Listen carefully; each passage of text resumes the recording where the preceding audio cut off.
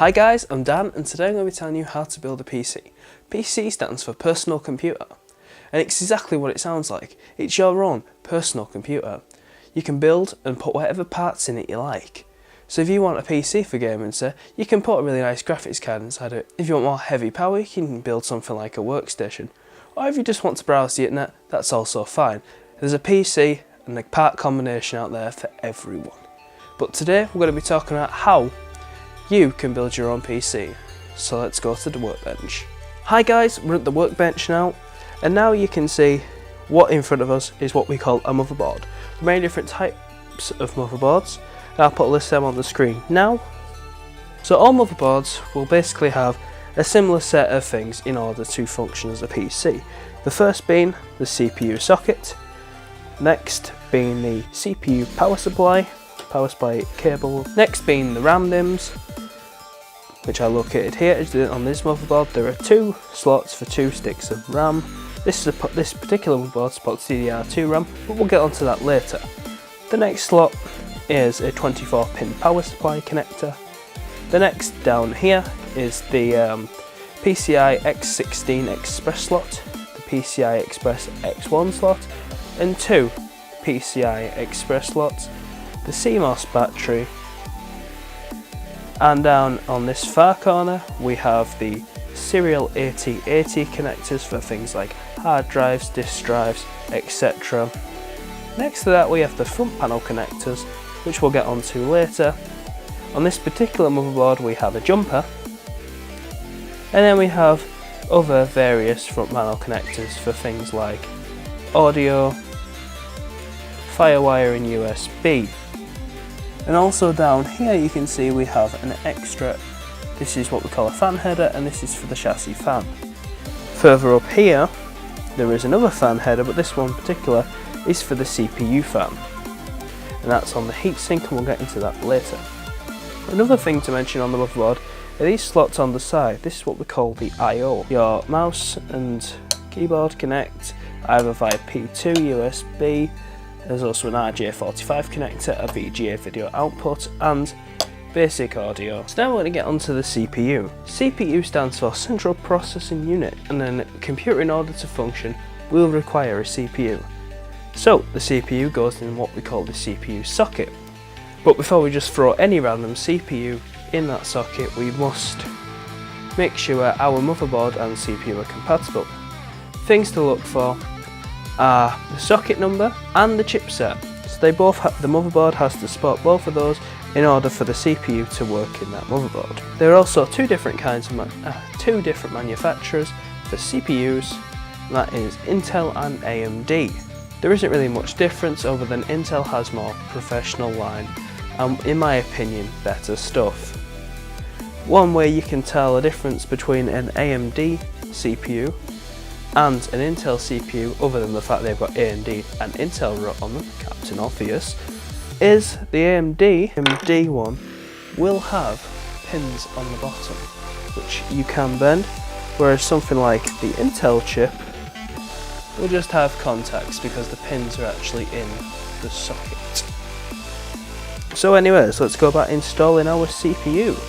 So just open up the CPU socket like so, and then just plop the CPU into place. Just on most consumer motherboards there'll be a little triangle etched in the corner to match up with the one on the CPU, as you can see in this corner here.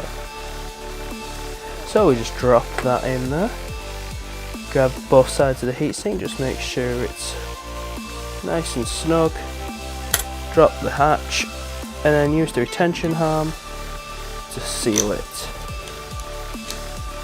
And there we are, that is a CPU successfully installed. Right, so the next thing I need to talk about is the CPU heatsink. Now there's one thing you got to remember about the CPU heatsink. There are ones without fans which do not require any power, but in this case we're using one with a fan. Now the old motherboards come with a CPU fan header slot, and that is just right here. Next I'll show you the heatsink. This is what the Intel stock heatsink looks like. To install the heatsink you just simply place it on top, push it through the holes like so, and just simply push the fan header onto the pins. There you are, you've installed a heatsink. One thing I just forgot to mention was thermal paste. Thermal paste is very important because it's what allows the heat to travel from the heatsink, from the CPU heatsink to the heatsink itself. Thermal paste on in. So thermal paste is basically this bluish like stuff on the CPU and the heatsink, because this is where it's connected. Unfortunately I have no thermal paste on hand to show you how to do, but when you install thermal paste, just put a very tiny smidgen, well, the size of a grain of rice, then just attach them together. What we're next going to talk about is RAM. And RAM stands for Random Access Memory. RAM is basically where your stuff is stored during when the computer is up. When the computer is turned off, everything in the RAM is gone. So what's important about RAM? That's what's important about RAM. There are many different types of RAM. In this case, these are DDR2 sticks of RAM. RAM will normally say on the label what type they are. This is also Kingston RAM, which is a good make. There are also different types of RAM. This is DDR2, there's DDR3, and at the moment there is also DDR4. Depending on which RAM you use, it has to be compatible with your motherboard. The motherboard we're currently using that you've seen previously is a DDR2 supported motherboard. Whereas this is an older style of RAM, it's perfect for what we need to do. Also, RAM, if you buy a computer and put a single stick of memory in it, to begin with, when you buy another stick of RAM later on, you'll have to get it at similar speeds. So if you buy a RAM that's got 1333 MHz, you'll have to buy another stick of RAM that's 1333 MHz. Or if let's say you buy an 1867 MHz RAM to go with your 1333 MHz RAM, yes, it'll work, but you won't utilise the full power of the other stick of RAM. It's very simple to install RAM. First of all, just pull down and make sure the pins are pulled back, then just simply put the stick in the slot, like so, but you've got to make sure it corresponds to the line.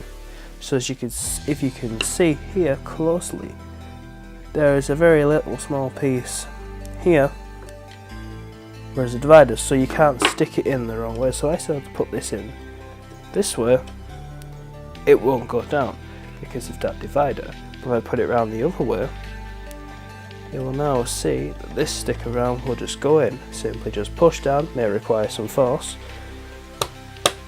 and it'll click straight into place. Just do the same again for the other stick of RAM. So now you're probably wondering what these things has got on the table. Well, the first thing is a graphics card, and graphics cards go in what we call the PCI Express X16 slot. Now you'll remember that from a few months ago when we talked about it on the motherboard. And next to it is a sound card. Now this will go in the PCI expansion slot. This card will actually fit in the PCI connector slot, but it is unfortunately not supported by our case, so we cannot use it in our PC build. Other types of cards that you can put in these slots are things like network cards, TV tuners, and there's also a variety of other types of cards that take PC Express. What you see in front of you is what we call a 3 3/4 hard drive. Now this is storage. This is a mechanical spinning hard drive, which by reading the label is 160 gigabytes. So if we flip this back over, I'll show you two of the important things on the hard drive to get it connected and powered up. Hard drives do require power connections and signal connections. So the biggest one here is the serial AT80 power connector. The one next to it is serial AT80 signal connector. So you're probably wondering, how does it go from the hard drive to the motherboard to the PC so we can, use that hard drive? It's done with one of these what we call serial AT80 cables. As you can see, the ends just go on like so, and then the other end just goes in the motherboard. So this right here is what we call the power supply. The power supply's job is basically just to power the system. It's pretty self-explanatory really, and there are different types of wattages involved, the wattages and that of different power supplies we can get. This for example is a 230 watt power supply. This power supply will be ample enough for our system, It's also on the smaller side of power supplies. There are different form factors of power supplies, and this is the right form factor for our case, considering our case is quite small. And as you can see here as well, the power supply also comes with a load of different cables to connect various things like the hard drive and the front panel connectors and all sorts of other things like that.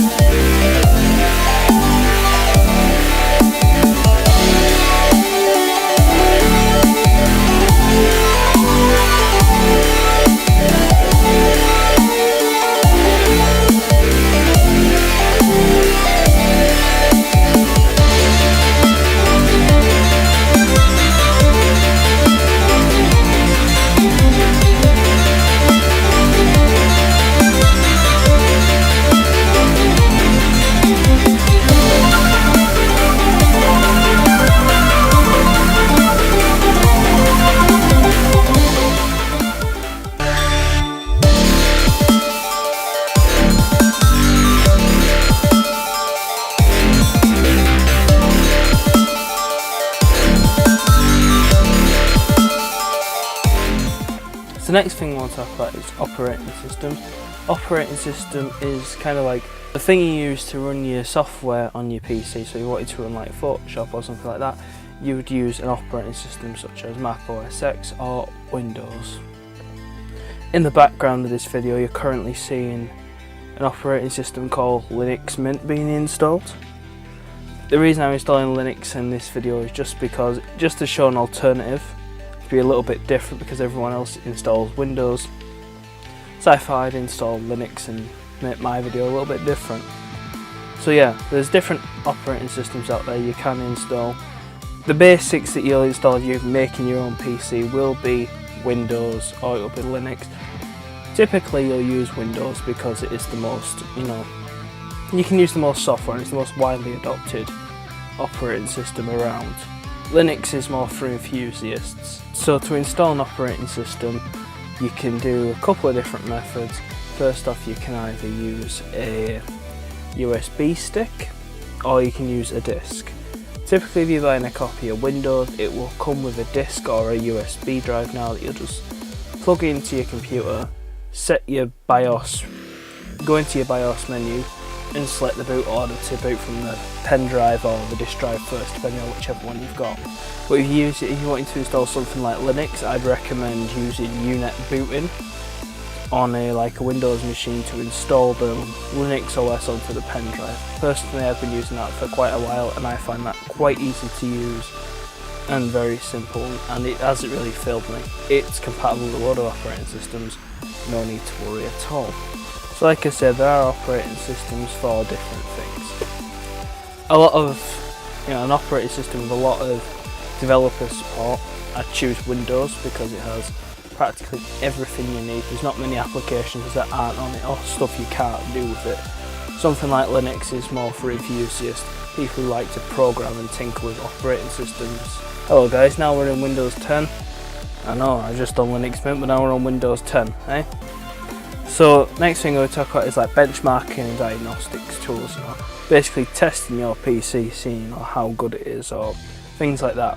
So the first thing we're doing today is Nova Bench. Novabench does a whole wide scale of testing, from like CPU testing and RAM testing to your graphics card testing, you know, and at the end of it, it'll basically just give you a score, and you can compare that score to other system configurations on the internet, or you can just benchmark it against other PCs. So you put like a new stick of RAM in or something, you run that test again, and you would see an increase in the number. Essentially, you know, making your PC better. And it'll also check other things, you know.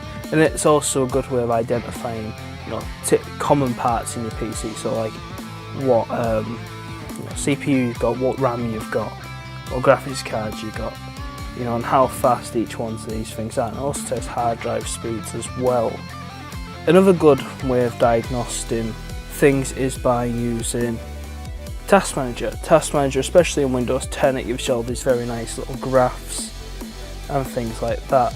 You can see like how much CPU you're using, how much memory you're using. You can also see like, you know, how much download speed and like drive speed you've got. So if you're like sitting pretty high, like you can see now, using about 2 gigs of RAM just sitting in idle. That's not very good for Windows 10. You know, ideally, if you're wanting to be doing something more, like, you know, a bit of video editing or something, you're going to want more RAM for that, because you know, like free, you've got like 2 gigabytes, so that's not really enough. And you can also see like the download speeds and everything like that. There are also other diagnostics tools for testing such things as what folders are using, you know, how much data on your hard drive. There's also things to test your Wi-Fi, you know, which channels are the best, diagnosing that. You can also diagnose the performance. There's also diagnostics benchmarking tools out there for games. So if you wanted to say like run a game at 1080p resolution with 60 frames a second, you can use benchmarks like Haven Belly benchmark to test such things and see how well your like graphics card's doing compared to other system configurations. And if you know, you can tell from these diagnostics tools if you will need to upgrade your PC within time. You know, if you need more power, you can see, oh, I need more power here, and you can upgrade accordingly. It allows you to see the areas which need upgrade. So like on this PC, for example, you know, you could probably do with an extra 4 gigs of RAM. So you could probably do being taken up to 8. It'll probably run a lot better. So thanks for watching my videos, guys. Hope you learned something, and I'll see you next time.